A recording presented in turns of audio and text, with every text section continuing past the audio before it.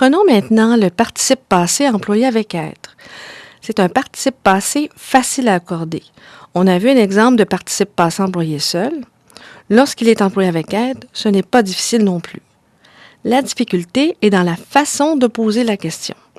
Vous devez utiliser qui est-ce qui ou qu'est-ce qui plus le verbe pour poser votre question. Donc, si on prend un premier exemple, nous sommes partis au cinéma. La question est qui est-ce qui est parti au cinéma? Et bien sûr, la réponse est nous. Donc, parti s'écrira I-S. On continue maintenant avec un deuxième exemple. Luc et Sylvain ont dit « On y est allé hier soir ». J'attire votre attention sur le « on ». Ce n'est pas un « on » qui exclut la personne qui parle. Nous savons qui fait partie de ce « on ». On y est allé hier soir. C'est effectivement la personne qui parle qui fait partie de ce « on ». Par conséquent, qui est-ce qui est allé? La réponse est « on », masculin, pluriel. Donc, aller, E accent aigu, S.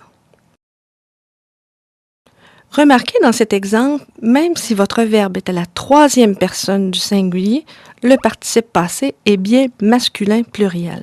Faites bien attention à ça. Si nos interlocuteurs avaient été des femmes, on aurait écrit aller au féminin pluriel. E accent aigu, ES. Prenons un troisième exemple maintenant. Ils ont été accueillis par le recteur. L'élément clé ici, c'est ont été. Ça, c'est bien l'auxiliaire être. Donc, on dira qui est-ce qui a été accueilli? La réponse il, donc accueilli IS. Vous devez porter une attention particulière à ces petits éléments.